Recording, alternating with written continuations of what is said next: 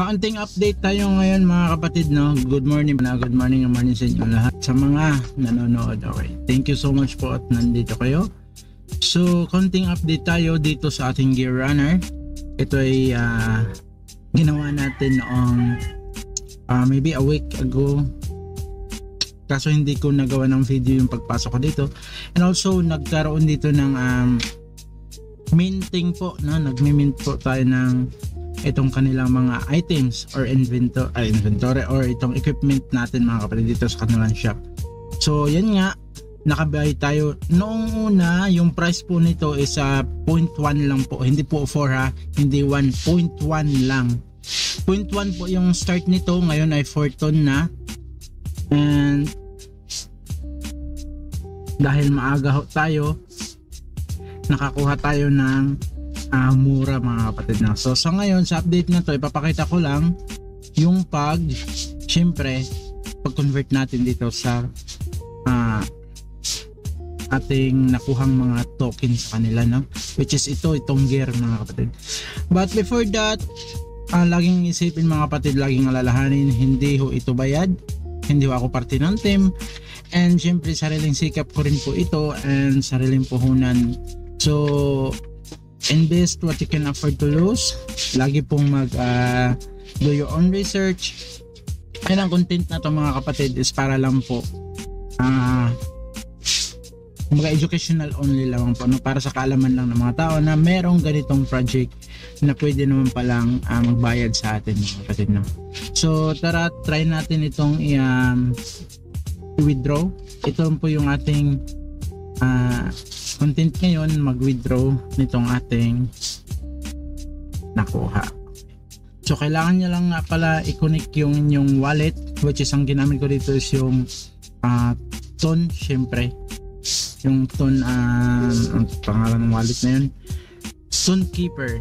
Okay, so withdraw natin mga kapatid, click natin yung 100, nandiyan po siya sa wallet, no? And then proceed natin. And yan, na-proceed na natin, na-withdraw na natin yan. Ngayon, kailangan nating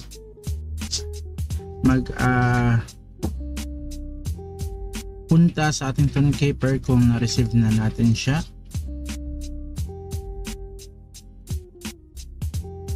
Lang mga kapatid, para makita natin kung nandyan na siya sa ating Ton Keeper, and para mabinta na rin natin siya mga kapatid. So ang gagamitin ko ngayon is yung cellphone ko, and I'll be back mga kapatid pagkatapos natin ipakita ang pag-withdraw. Okay, ayan mga kapatid, makikita natin dito yung ating Gear Runner nga na. So yung ating 0.1 ay naging $5 nga po within week natin, no? And darating na natin kung pwede natin i-swap ito. Makikita natin dito yung takbo ng token mga kapatid, which is ayan nga, makikita natin na lumilipat kahit paano o umaangat po siya. So mga kapatid, nasa inyo na po yan kung gusto nyong invest, which is meron naman silang featured na free lang, pwede tayong tumakbo ng free lang and ma-earn natin yung token nila for free na, which is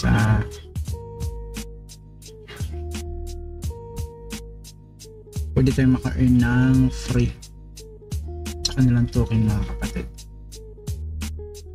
Pwede natin ma-earn ng free. And makikita nyo mga kapatid, yung gear natin is kumita nga tayo ng $5 mahigit.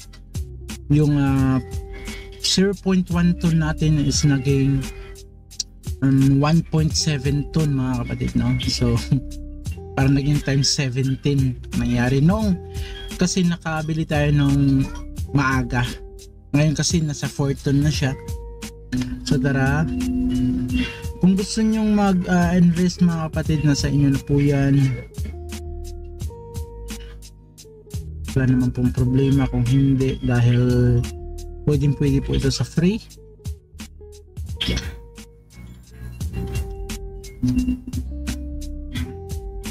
Ayan, mukhang successful naman po yung ating pag swap ng gear, no, since ano siya. Ayan, nakikita natin na successful nga yung pag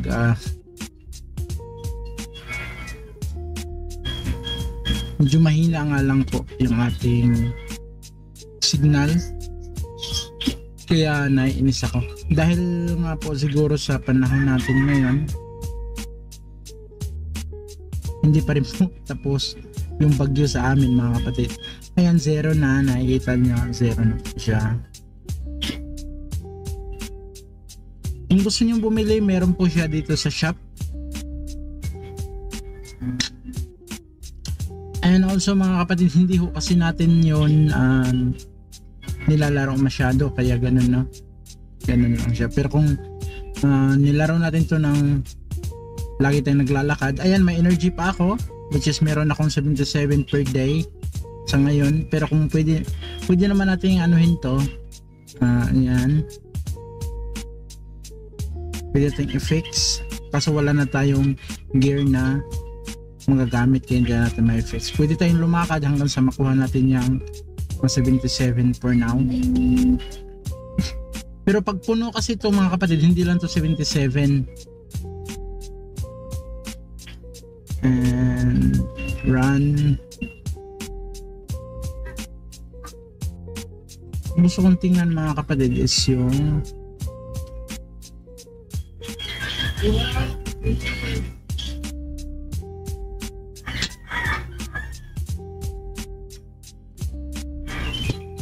ayan, mukhang nag-exit na yata. Masyadong mahina yung signal ko mga kapatid, napakahina ng signal. Nakita nyo naman paano hina yung signal ko. Okay. So nakita nyo na mga kapatid na ano natin siya, na-swap natin na. So yan lang po muna sa ngayon. Now, stay safe, stay blessed mga kapatid, lalo na pag hindi kayong bagyo, stay safe po palagi.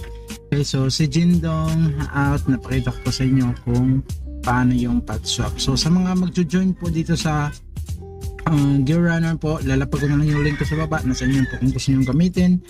And also mga kapatid, kung hindi naman po is okay na, okay lamang po. Okay, so lagi nyo tandaan mga kapatid, Dior and invest only for what you can afford to lose. Good morning, good morning.